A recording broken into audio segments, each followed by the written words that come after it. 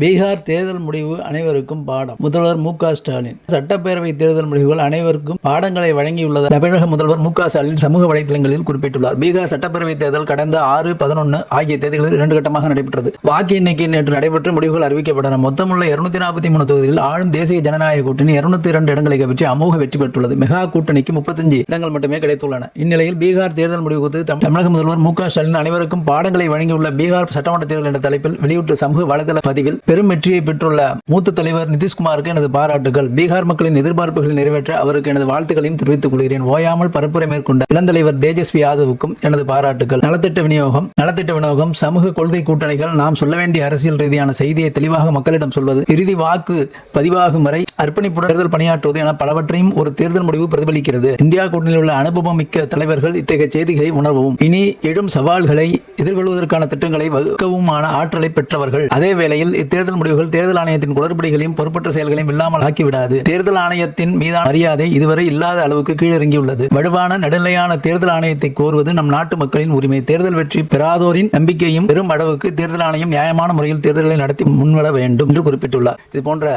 அரசியல் செய்திகளுக்கு சேனலை சப்ஸ்கிரைப் பண்ணுங்க, சப்போர்ட் பண்ணுங்க.